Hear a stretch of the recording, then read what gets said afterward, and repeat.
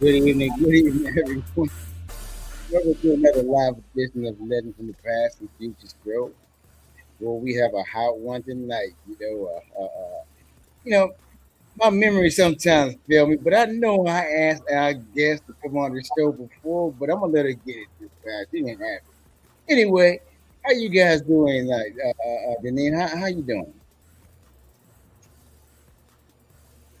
I Deneen? am doing well. I mean, I'm happy. I'm always happy on Wednesdays. It's the middle of the week.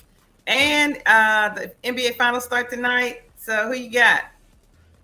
I'm going with San Antonio. Well, I mean, I New think York. San Antonio, I hope the Knicks win, but I feel like San Antonio got the best squad. So, but you never know because that's why they play the game. If they didn't, we knew who was going to win every time, they wouldn't have to play the game. So I'm hopeful. Absolutely. And we got to give a shout out to Roger, who is a man of distinction. Congratulations. Congratulations on the award. Congratulations. Only did that. How you doing tonight? I'm doing good. I appreciate the award. Thanks, Armin, for everything. Taking care of the team like he does, And I'm just getting back in town pretty much. I got back this morning, I had appointments, all that other stuff after I spent all this money, paid for college. Once you put your kids through college, I thought it was over with, but I guess it's not. It's an ongoing thing. So, for my granddaughter. Absolutely. But now I'm gonna have 4 in school, 4 in college. That's a blessing. Yes, It is. It is. Yes. Grandchildren are a blessing, not to your pocket, but they are a blessing to your soul. Hey, man, I like that. Hey, well, But not to your pocket, though. it's been so long getting this power pack person on the show. I'm so happy. I'm so elated to have her on the show. So, without further ado, let's bring Zina Pierre to the stage. Dr. Zina Pierre. Hey. Come on now. Armin, I think you're right. I stand correct. Now it hit me that you did ask me about maybe a year ago. I don't know. So, one second. You're wrong for that. Too much fun with these sound effects. Yeah, you're wrong for that right there. Oh, yeah. Well, Dr. Zana, how you doing tonight? Thank you. It's good to be here with all of you. Listen, it's always good to see family. All of, when you say Annapolis, everybody's family. So it's really good to have an opportunity to come and to be with you and Deneen and Roger. Deneen and I were like sisters growing up. We shared clothes. That's right. That's right. So. Well, let me formally welcome you to the show. And what we do here is we go back and come forward, okay? Oh, Lord. Tell everybody where you were born and raised. On me, okay? Where were you born and raised, Zina? Born and raised in Annapolis. Fifth generation Annapolitan. So, yeah.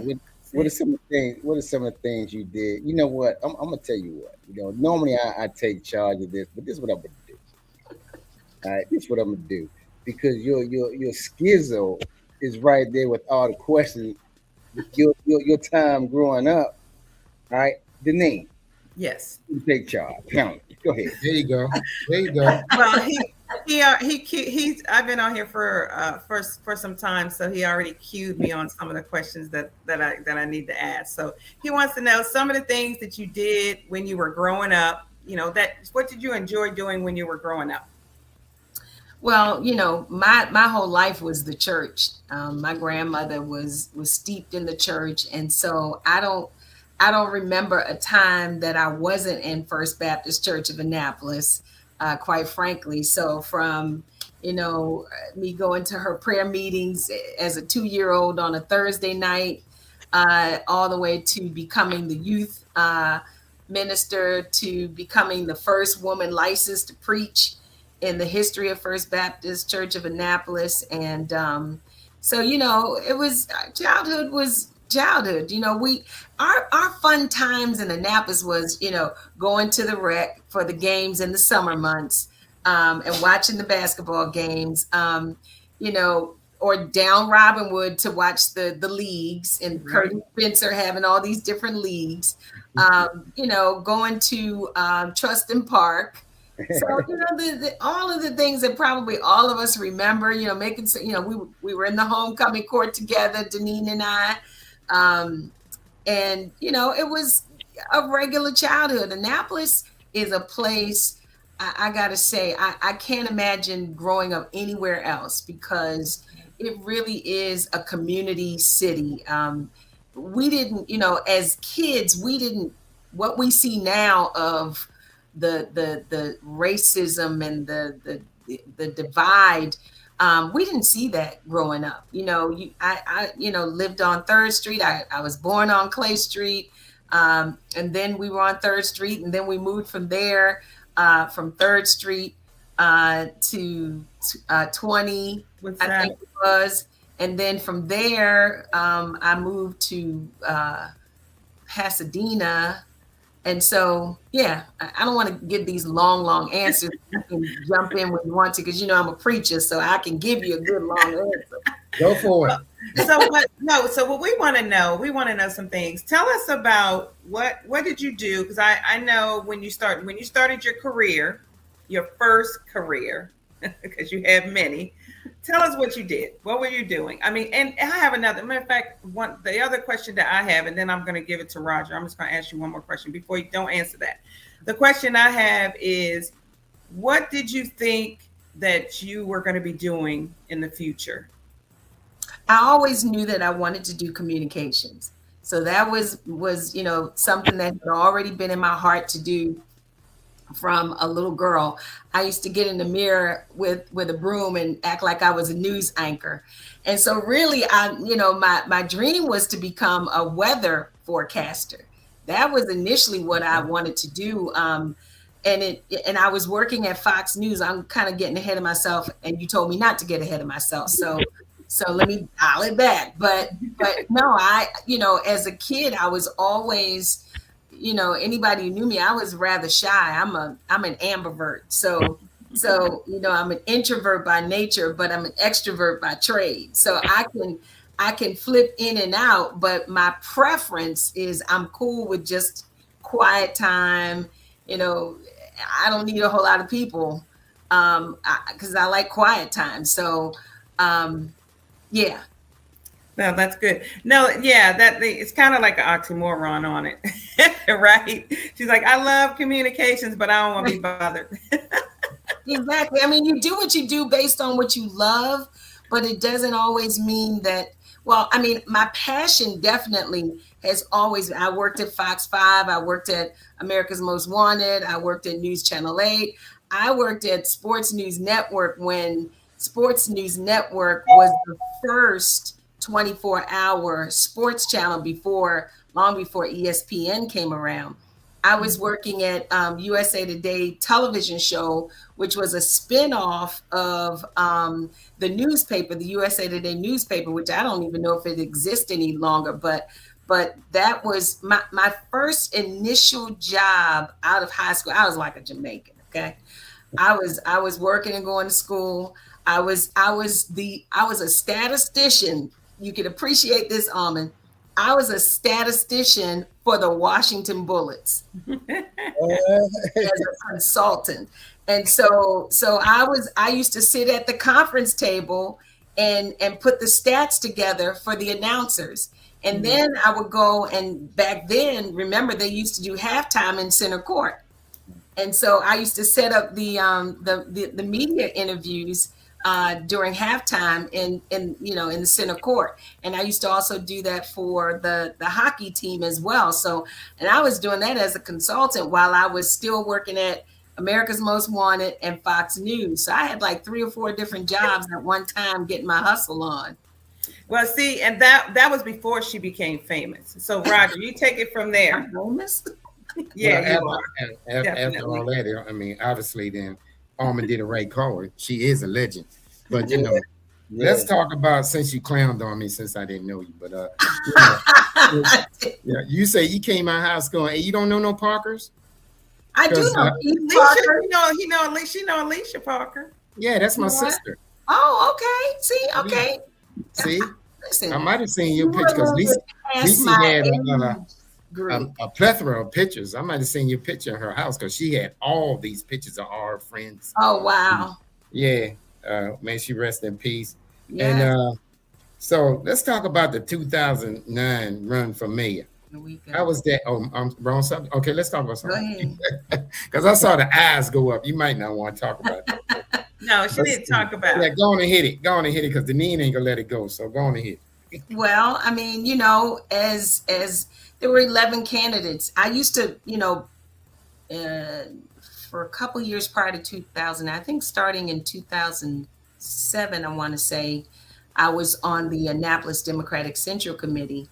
But it had always kind of been in the back of my head that there was more, you know, that God had more for me to do because, you know, at that point I had worked in the White House, had worked in, you know, for President Clinton, had been in the television industry for 10 years with all of the ones that I just mentioned earlier to you, Fox News and Sports News Network and USA Today and America's Most Wanted. You remember when you would see the people answering the phones like they were taking in calls with, we were all actresses.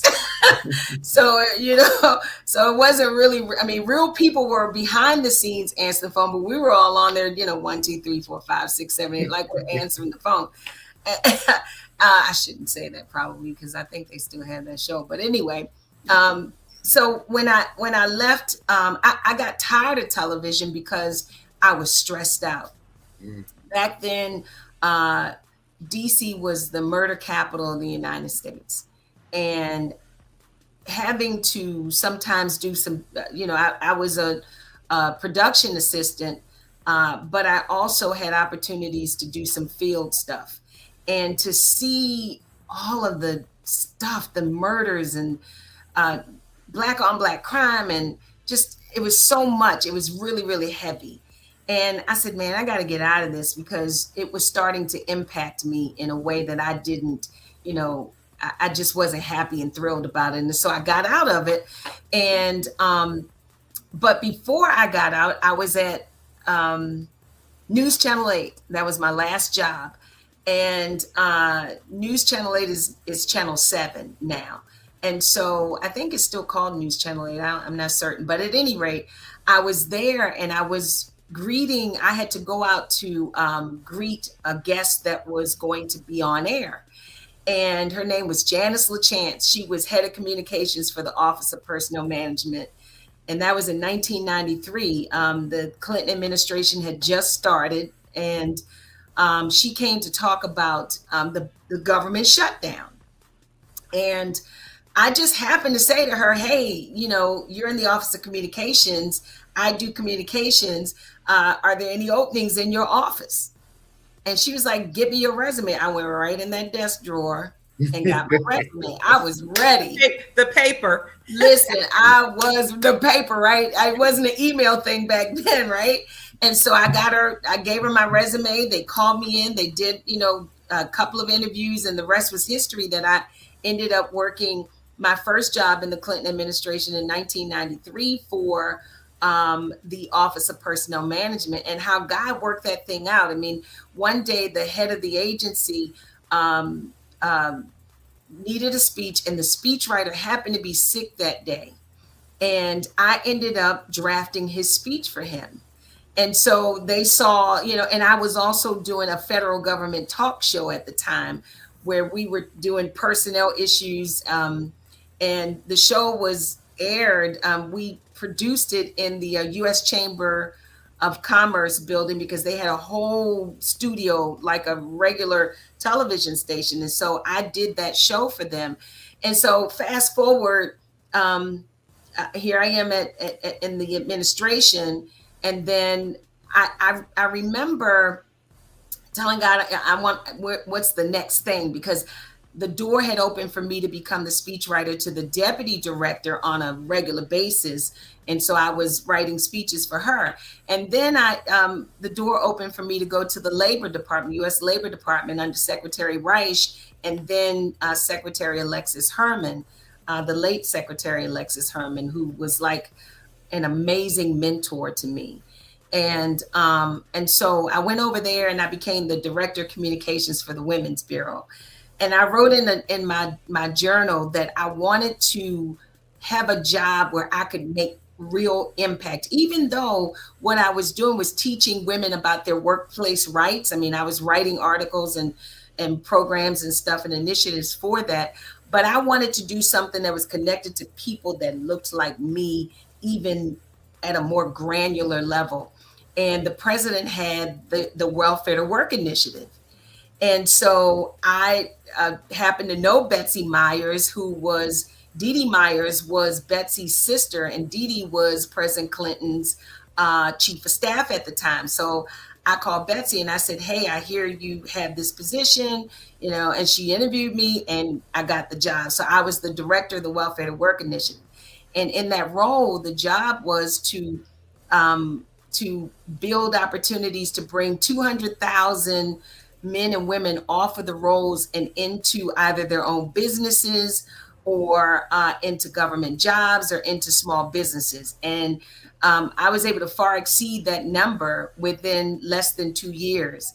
I know I'm talking lots, so y'all can interject and tell me to shut up.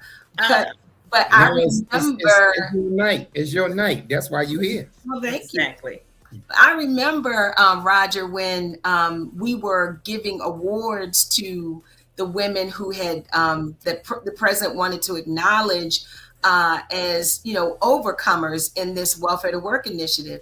And I made certain that there was at least one or two people that came from Annapolis. There you go. Right. But I also, and I never, you know, you never forget where you come from, right? Mm-hmm. And so I'll never forget my heart breaking because one of the women, not from Annapolis, but from another location, could not pass the clearance to be able to get her own award because she had a prior record, unfortunately, because she was dating someone who had brought drugs in her house. Oh, Lord. The house was raided. And of course, she went down with the whole situation because it was her place.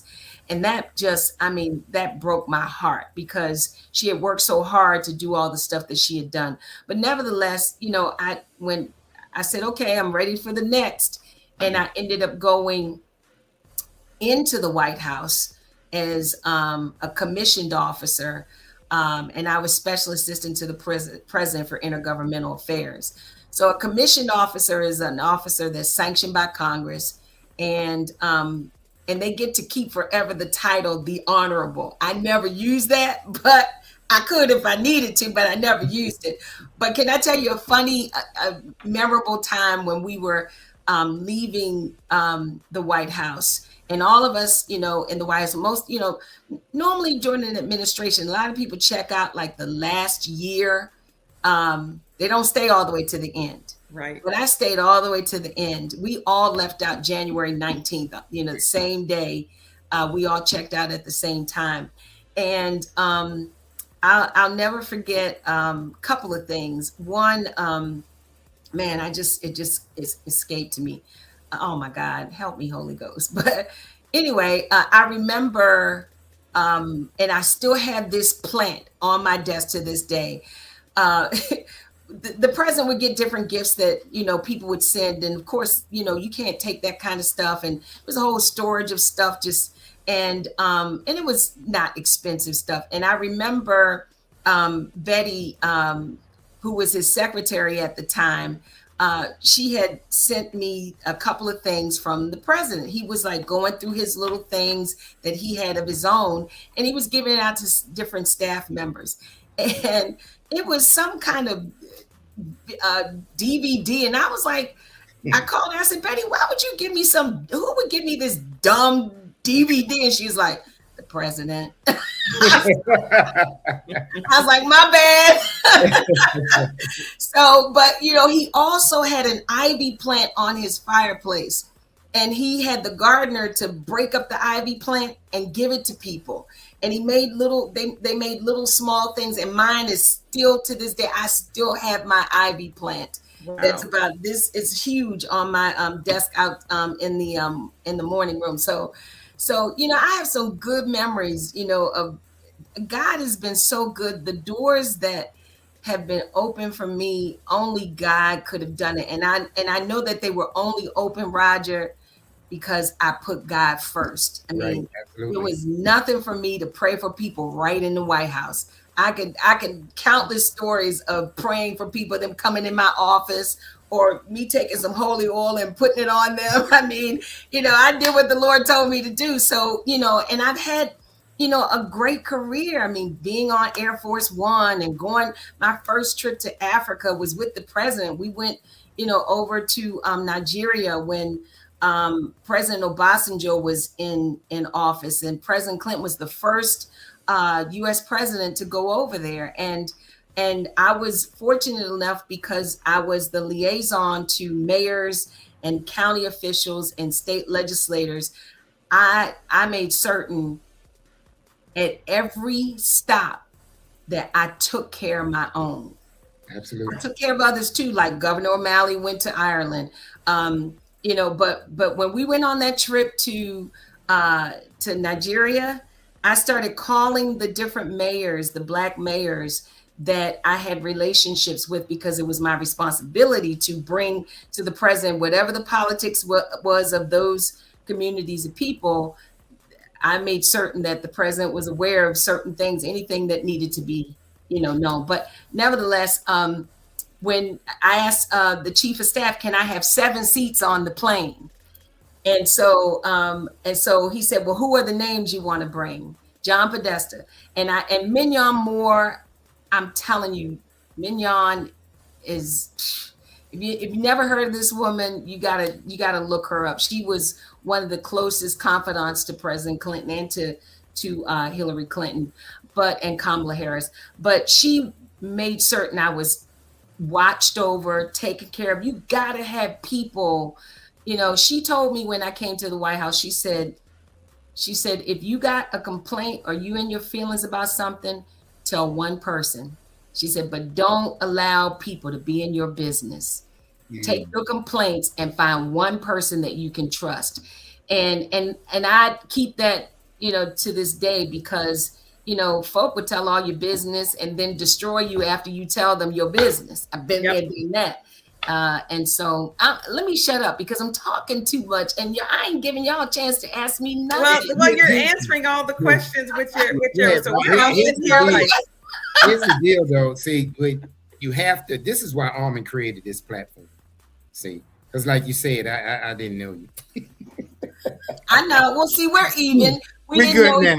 I try to clean it up for you. Other people now know you. I mean, if they read your bio, there's a plethora of information. I mean, you're amazing.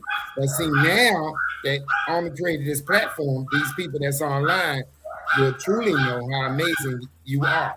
Because there's people that see you every day that don't know this. Told y'all. Hey, look, fur babies acting up. I'm giving house rules on Zina in a few minutes for you. Hey, what's up? This is legend from the past and future stuff. All right, we're gonna go to Almond. Armand, you need to use your mic. Yeah, you sound a little muffled. Yeah, I'm like, if you're gonna have your mic, you need to use it. Hey, I do use my mic. All right, maybe it's your ears. What's going on? Ooh. Hey, did I come back that time, Roger? Yeah, hey. Yeah, you got it. It's 2-on-2 now. We can't hear you. Round 2. You want me to keep talking so they can stop fussing? Yeah, do that, because they bump heads. Let me do this first. Betty Booker, welcome to the show, and Jack Abrams, welcome to the show. Betty is one of my members. and Silk Sims. I don't want no stuff out you tonight, Oh brother. Lord. Welcome to the show. Welcome to the show, and I gotta welcome our Vice President of Operations, Erica Matthews. Welcome to the show. Hey, Now, Zina. Yes. All right, let's.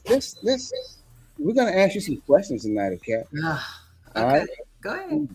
So let's talk about your key accomplishments. Now, you organized and moderated town hall meetings. Who was that for? When? Recently?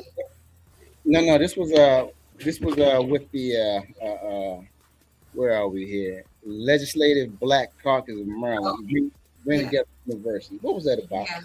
Well, I'm the president of the Maryland Black Caucus Foundation, and so every year we have our annual legislative weekend, and we bring subject matter experts based on the legislative agenda of the Legislative Black Caucus.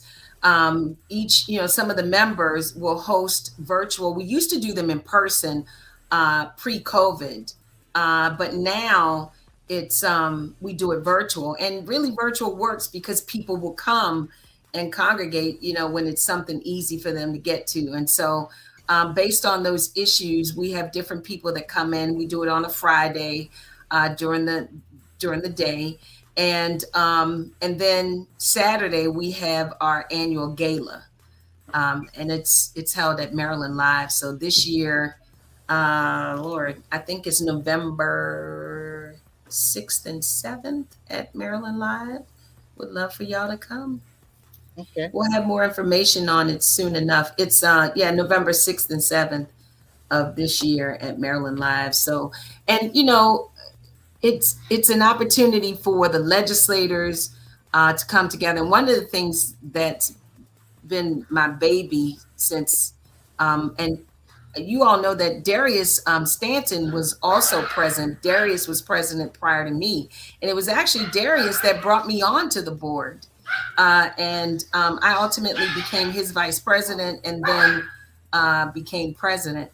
And so, so I owe a lot of my, the door that was open for me to come onto the board to credit to Darius Stanton. But on Saturday mornings, we do this thing called Business Over Breakfast. And the goal is to really bring businesses from across the state.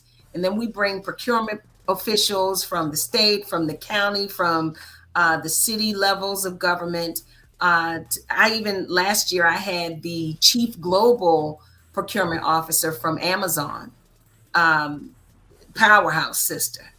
And so people are able to reach and touch and hear from these people and make connections afterwards. And that's what it's all about. I've been in business for 25 years now, because after I left the White House, I was on the board of the National Council of Negro Women. And Dr. Height said to me, well, Miss Pierre, what do you want to do?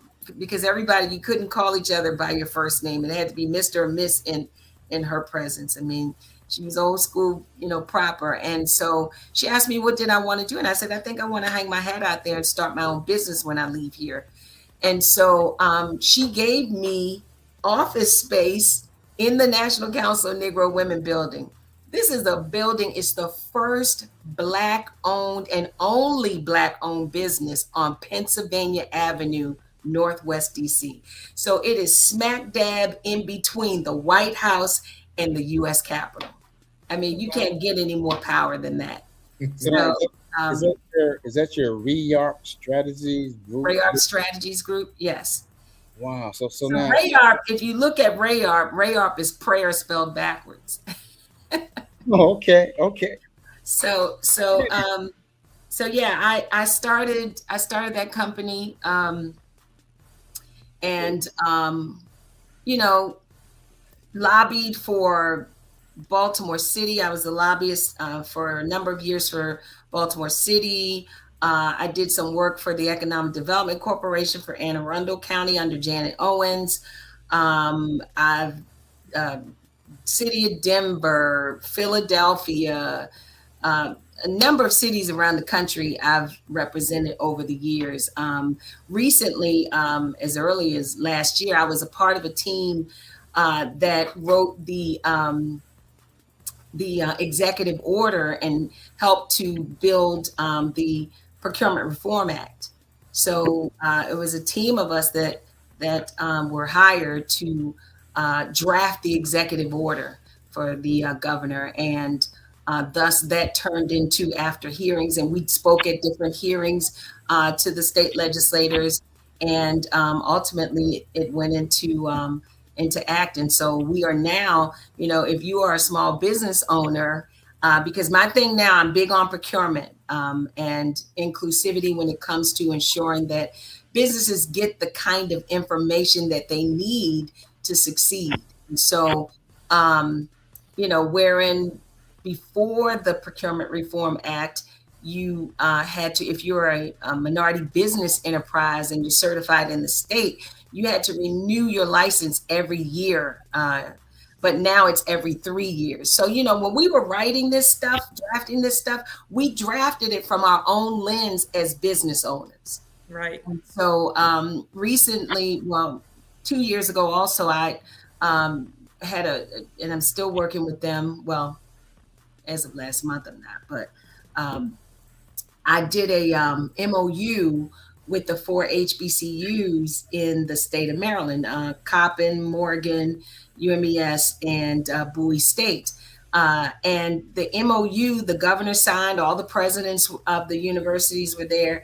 And this MOU is an interagency agreement that allows for the procurement officers within every state agency to do direct business with the HBCUs. Okay. So wherein a regular business has to go on the Emma list and apply for it through an RFP or RFQ and all that, the procurement officers can contact directly to the schools and say, hey, we have this in the queue. Are you interested?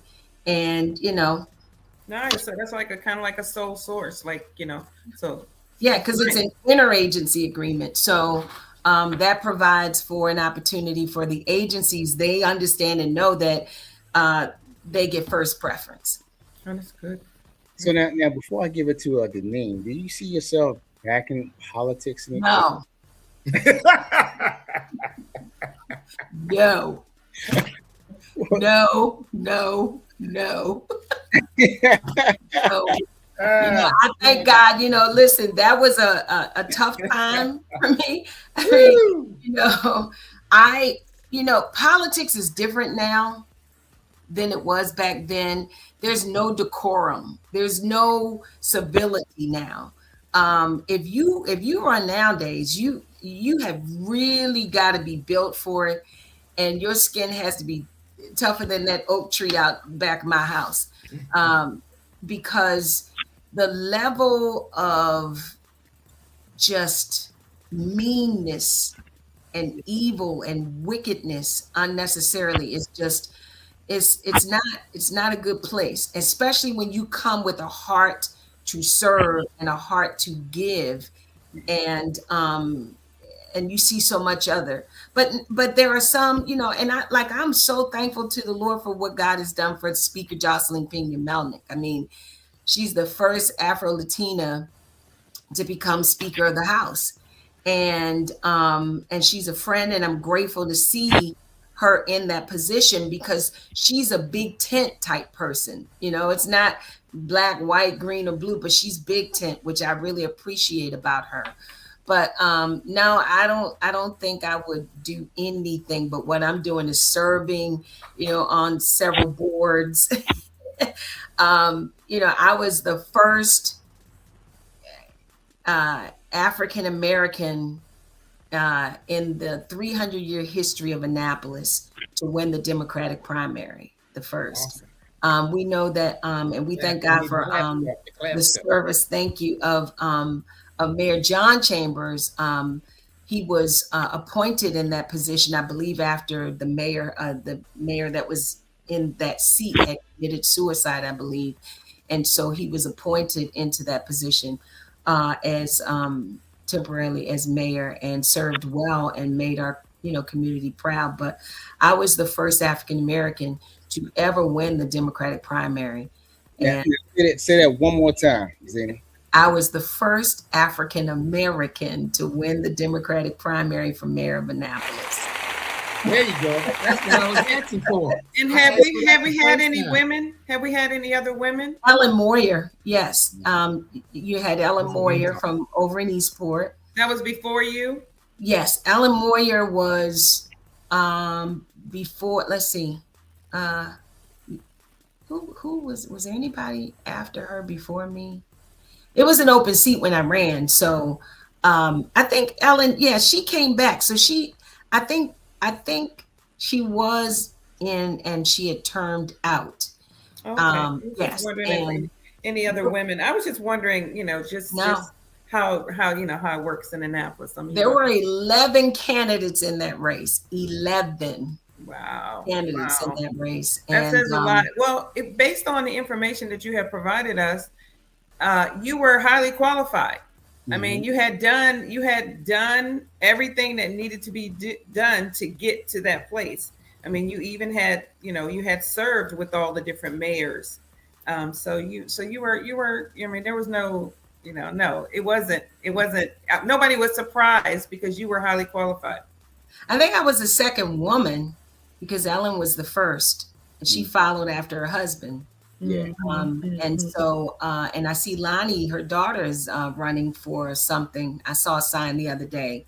So it's good to see. Lonnie is good people. So I know she would serve well. But it was, I saw a need, and I made it clear I wasn't running as a Black candidate. I was running as a qualified candidate. Exactly. And I remember when President Clinton did a radio promo for me, and he did oh my goodness, what do you call it? My brain is a little flat, but robocalls. Where you get the calls, and it was funny because people would call me and say, President Clinton just called me. So it was hilarious to hear people like really with that level of pride. And I gotta say, my family came out strong. I mean, we opened up a campaign office right in Ward 1 where everyone said I would never win. I could, there was no possible way. I mean, I can't begin to tell you the people who came to me and said, don't run, you'll never win. And I said, okay, let the chips fall where they may. I wasn't going to lose anything, but a position. And I still had a company. So, and I wasn't running for the posterity. I wasn't running for the fame. I was running because I had enough experience as a federal lobbyist to bring money back to the city. To bring, something different, a new look, wasn't that I was trying to color the world of the city, but to bring a different angle along with the resources, because here I was a lobbyist bringing, millions of dollars to Prince George's County and other, places where I represented. It was like, so far be it from me not to do it for my own city. So that was my heart's desire, and to ensure that everybody had a fair shake. A fair opportunity, that the playing ground was equal, it was level, that people could have access to, quality health care, people could have access to safe streets, and had the pride of, going into their community and not being afraid to live in that community. So, and to have what we used to have when we were growing up, y'all know this, police officers were on foot, on boots on the ground. Yeah. We knew them. We knew Officer Powell. We knew what's his name? Is Butch Powell? Was it his name Butch Powell? There was two of them because my uncle was friends with one of them. Then so we knew these people. So you felt safe. Yeah, no, that's true. No, that's absolutely true. That's absolutely true. I think I'm gonna let Roger go ahead and ask a question, and then we'll go around one more time. Go ahead, Roger. Okay, thank you very much, kind lady. But with you brought up how tight Annapolis was back in the day, which was true. But one of the reasons for that if you go back and think, it was only one black high school, and that was Bates. So everyone knew everyone.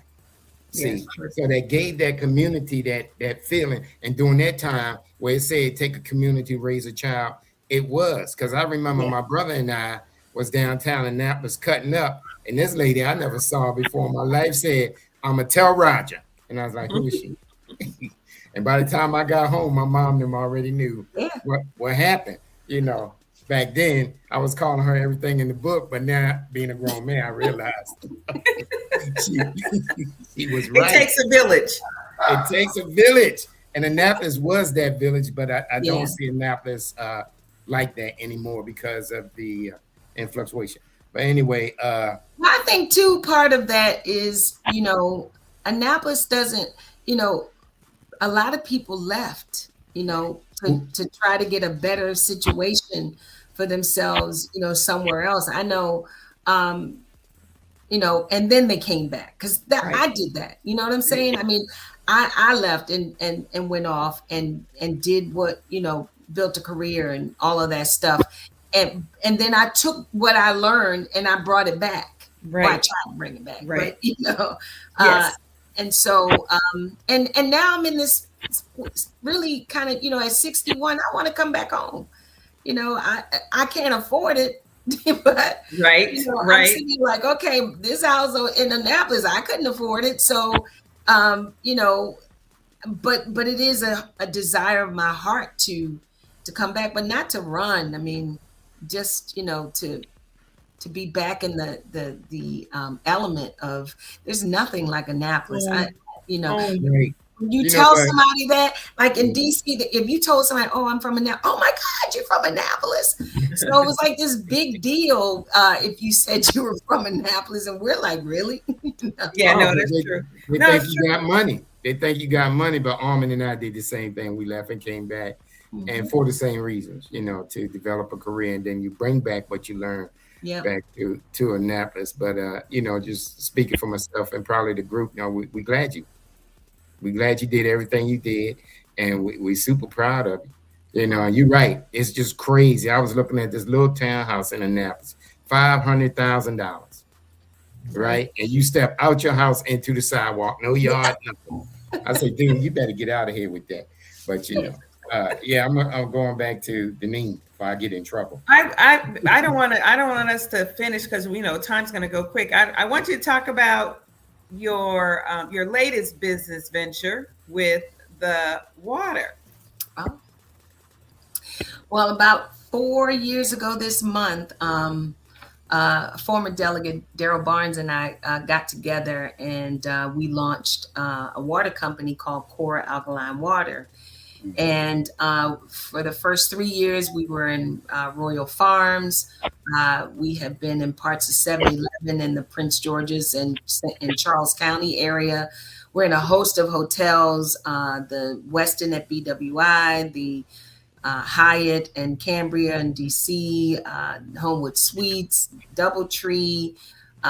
We're in a number of hotels and gas stations and Shoppers Food Warehouse, and really trying to tap into some others. Would love to get in Harris Teeter's and Whole Foods and Wegmans, and so that's my next thing. But beyond that, prayerfully in the next 6 months, I want to start a pet line of water. So because people, you know, people who love their pets love their pets. They do. So, and you're one of them. You're one of them. Yes. Right. And the line is shorter. You know what I'm saying? I mean, there's a host of, you know, alkaline water bottling companies out here. You know, the one thing I will say that's unique about this water, and last year I took over the company, 100% owner now. And so just trying to do my thing. So, you know, if you guys are looking for like subscription sponsors that you promote their, you know, water for, you know, something, let's do that, because, you know, you need to think about that if you haven't already thought about that. Yes. Listen, I ain't got a whole lot of money. I got a whole lot of water.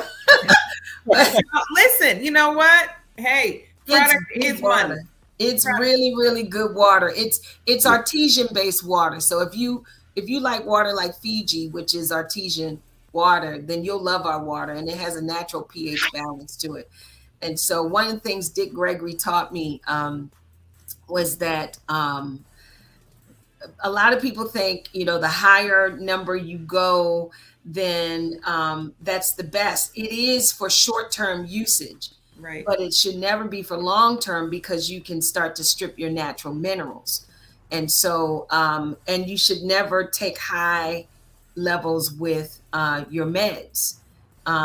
You should use, regular spring water or whatever, because it can cause a breakdown in the strength of the medicine. And so, I keep saying we, but it's me now. Just trying to get out there. And so, any way that, I can support you guys and you can support me, I would greatly appreciate it. So I like that. I like that. And, in my preaching career, it's, COVID really did a doozy on the churches. But one of the things that was a blessing was that regardless of whether you were a mega church or a small church, we were all at the same level, because we were all on the same platforms. Right. So whether you were, a 20,000, person church or 2 people, everybody was on Facebook. Right. Everybody was on YouTube. It's all in how you present it. So I think that, it brought a level of it forced you to perfect your thing in terms of how you present yourself. Right. Because that's really what it's all about, is how do you package that thing to present it in a way that would draw people to want or desire to come. So yeah. Nice. Zina, what I'm going to do is we're going to work something out where I can get your product on my website. Okay. Where more people can, and we'll work something out with that, okay? Because I definitely want to help you out, and I know you want to help us out. So I'm going to let the business savvy treasurer, Dean C. Ward, handle that transaction. I'm gonna get you on that website, though. Okay? Oh, I got some thoughts about that. So we'll talk offline. Awesome. So that's good. Go ahead. What else? What you got, Armin? So this is what we had front and back with you, Zina. We gotta have part 2. We had already talked about it before you came on. Yeah, let's do a part 2. We did. We talked about that before you came on. We were like, we're gonna have to have part 2, because we don't like the rush. Like, we really don't. We really kind of rushed through today, but we don't like the rush. So we'll definitely have part 2. Yeah, and I would love to talk about, the whole notion of pivoting. Hey, that's my deaconess. See, my church crew in the house. Right. Well, I'm going to tell you something before you say whatever you have to say right now. I'm going to go there. I'm going to go there. I'm not afraid. I know the Bible says, touch not my anointing and do my prophet no harm. But pastor, yes, you are pastor. Yes. Dr. Pastor Zina Pierre, right? Right? Okay. All right, I'm finished. Okay. Now, you guys have anything else you want to say to I'm really thinking about extending the show a little bit, but I'm not gonna do that tonight. Thank you. You got to fly out tomorrow anyway. Yeah. We gotta have her back. Yeah. I really enjoyed it. I like it when the guests come on and take over. Like they know their stuff. She know. That's a former news like that. It make our job so much easier, because Armin really make us work for that $1 a show. I didn't want to be chatty catty, and I know I was kind of like that tonight. I'm so. The information that you provided, Zina. Oh my gosh! I mean, it was like I felt like I really should have just been taking notes, so I can help you when you do your memoirs, so I can help you write the book. I did take notes because it was so much good information. I mean, to think that you're just 61 years old and to have done all the things that you have done and still be who you are. I love that. I love your authenticity. I love, where your heart is. I just can't even say it enough. You know how I feel about you personally, but I'm talking about professionally. And it's just it warms my heart to be connected to you, Zina. Thank you. And likewise, I really appreciate this opportunity. I mean, we got 10 more minutes though, don't we? Or we got time. We do. But he got, he's taking over. Oh. Armand. Hey, this is not the Zina Pierre show. It's not. It is. When they come on the show, when we bring you, it's her show. She a youngster at 61. As founder, president, I acquiesce. I yield yield the floor. Oh no, not yield the floor, not reclaim my time. Listen. I'm speaking. Reclaim your time, Denise. Reclaim your time.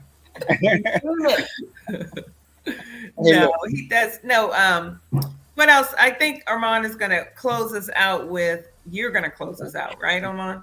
Yes, we're gonna give Roger a chance to say something. You said something very eloquent, Denise. I don't know if you want to add anything to it. I'm good. If you can, but Roger, what would you like to leave the great pastor with?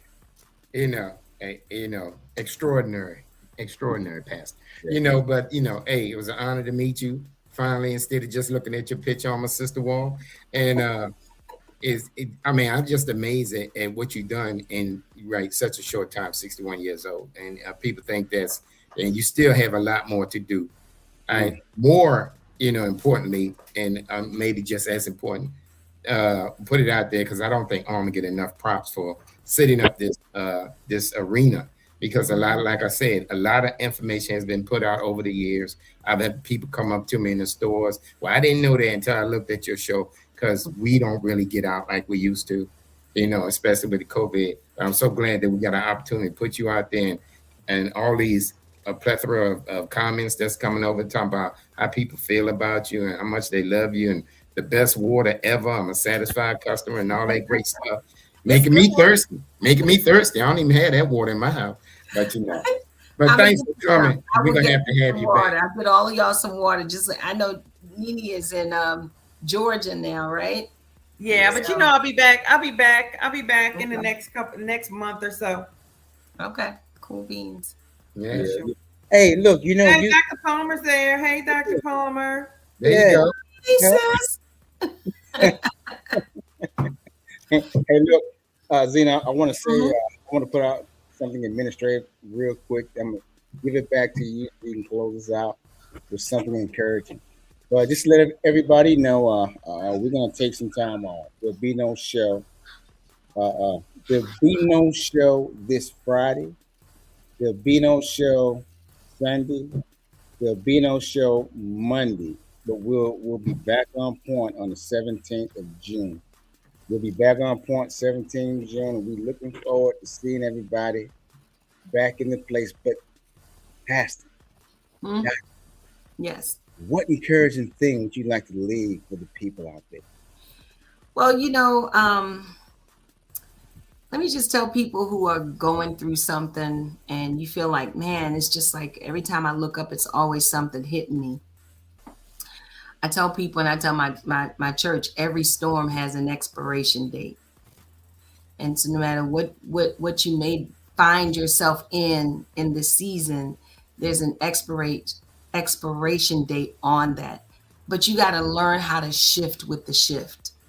And that's what I've had to do all my life. I mean, I had all these jobs because I wanted to shift to, listen, I am the pivot queen. I have learned, Paul says in the Bible, I've learned, how to struggle. In so many words is what he was saying.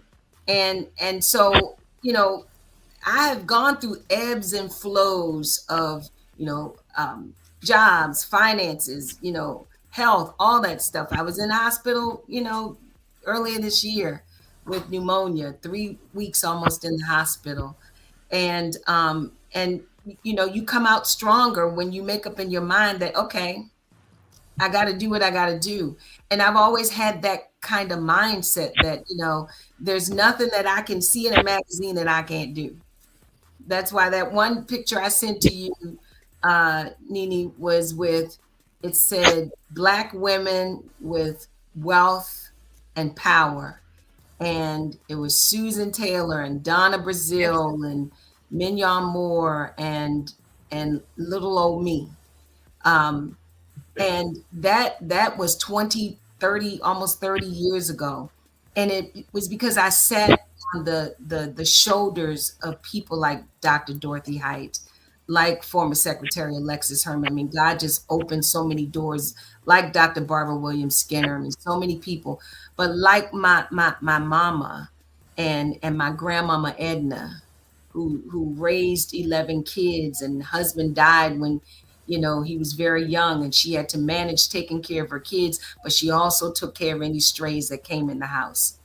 And so I learned to be agile in whatever circumstance I'm in, and just keep it moving. And I think, you know, in this season, you're going to have to learn how to be agile, knowing that this storm has an expiration date. So if you're in this hole right now, the hole can't hold you.